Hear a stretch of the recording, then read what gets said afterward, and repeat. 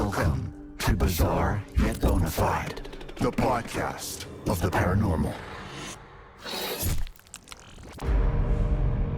Welcome to the latest episode of Bizarre Yet Bonafide. If you're here, it means that you, too, wish to delve into the unexplained mysteries that pierce our understanding of the world and maybe, just maybe, discover the devastating truth behind them. Welcome one and all to our devastatingly unpopular podcast. You're in a good mood. I just enjoyed your dramatic opening. Don't be gross, Anton. What the hell? That doesn't even make sense. So, last week we explored a report of a dead body in the woods, found by some kid who was underage drinking with his buddies. Firstly, false report. And second, you don't know they were underage drinking. That's libel. Oh, come on. How did you spend your nights when you were 15? Playing video games with a glass of warm milk, if you must know. That's the cutest thing I've ever heard. Shut up. And, by the way, we don't know it was false. We just know that the body he claimed to see was gone by the time he returned with the police. I remember, yeah. Pretty sus. Pretty sus indeed. Well, guess what? I reached out to that kid. Disclaimer, we do not condone stalking minors online, like at all. He's adamant he saw a body. Listen to the message he sent. I remember the smell. It was kinda sweet, but like in a bad way. I was super freaked out and just ran back to the others. When I showed the cops where I found it, the body was gone. They said I was lucky they didn't book me for time wasting.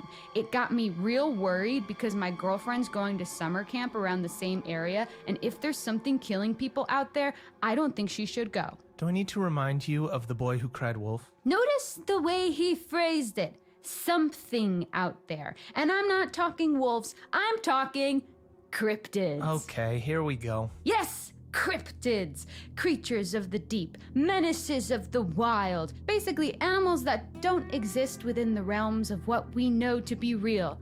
Loch Ness Monster, Bigfoot, werewolves, Yeti. Or that don't exist at all. Probably the biggest name out there. You all know him. You all love him. It's America's Sweet Squatch. That's right. It's Bigfoot. Oh, he's an A-lister cryptid, all right. He's pulling in for the crowd. Racking up them followers. Dishing out that content. Soaking up that hashtag ad revenue. He's Go with it. big. What? Oh. That's it? It's in the name. I know, Anton, not You should've every just said landing his gets name. stuck. If I were an Olympic athlete, I would lose points for that. I realize that. Okay, Anton, stop getting distracted. How can I keep you safe from this magnificent beast if you don't have all the facts? How about I just stay out of the woods? Time to learn about Bigfoot, or Bigus footus, as they say in Latin. Absolutely, they do not. Here, read this. Bigfoot is considered by cryptozoologists as a species, not an individual cryptid. It is thought to be a hairy, ape-like humanoid that stands up to 10 feet tall. Most sightings have been in the Pacific Northwest and North America. They communicate through howls, screams, moans, grunts, and whistles. Variations of ape-like creatures have been spotted all over the world, known as skunk ape, wood booger, yeti, and many more. Skunk ape? Skunk ape? That's unnecessary. Imagine just going about your business thinking your name's Gerald or Steve just to find out the world's calling you skunk ape. No wonder he's attacking people. I'd be pissed too. That's assuming he understands English. Like skunk ape in Sasquatch language might be like...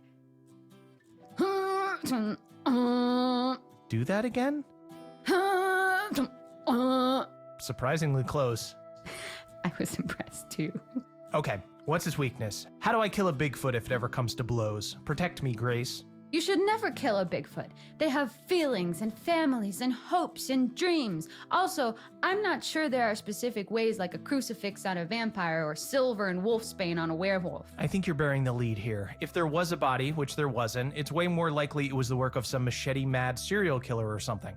Listen, thousands of people have vanished in national parks in recent years. Something big has got to be afoot. If not Bigfoot, maybe Wendigos or the Nyx? I know I'm gonna regret this, but what is the Nyx? The Nyx has got some serious issues, my friend. It's an aquatic humanoid that lures kids to water and drowns them because it's lonely. Most active on Midsummer's Night, Christmas Eve, and Thursdays. Wait. Thursdays? Yeah, maybe Thursday is the Nix's Friday. Like, after a long, tough week at work, he just wants to let his hair down, maybe drown some kids. 3-day weekend, baby. Okay, so the Nix is not someone you'd want to go for a beer with. Yeah, I'd say, even as a single girl, I wouldn't go for a drink with the Nix. But Bigfoot, I mean, what the hell? Yeah.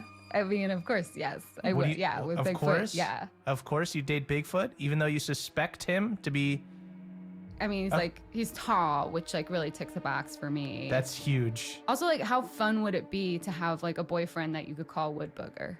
Even though you suspect him to be the culprit behind bloody murder, you need to raise your standards, dude. I bet it was a misunderstanding. Maybe a Bigfoot came across a human, attacked them out of fear, then just booked it because he didn't want to do hard time. Big feet are not aware of our judicial system. How could you possibly know that? I also read that they bury their dead, so they might bury anything they kill too. I think I know where this is going. Yep. The missing body in the woods. What if it didn't disappear?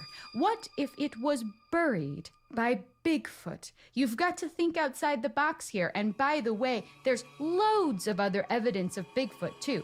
Get this. Miners, and we're not talking about the one that I DM, in the 1900s reported being attacked by ape men. And in the same year, a US citizen was kidnapped by a family of Bigfoot for 6 days.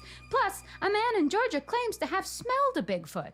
Okay, so Bigfoot smells like shit and you still want to date him. The real issue is whether he'd want to date me, if I'm being honest. I'm not his type.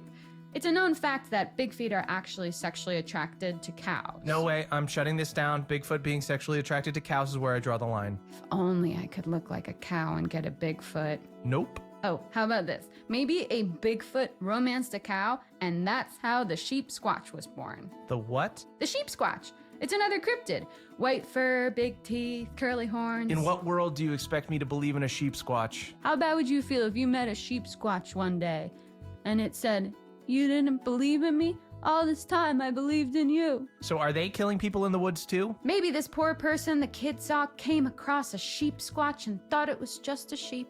But really it was a squatch. A squatch in sheep's clothing. Well, regardless of your crackpot theories, I now need to go away and forget I ever heard Bigfoot, romanced, and sheep squatch in the same sentence. Which is probably a good place to leave it for today. By the way, I'm saying hell no on the cryptid thing, or the body at all for that matter. I still think this kid was lying, probably to impress his friends. Well, I've got an idea. Oh no. He said it was a woman, right?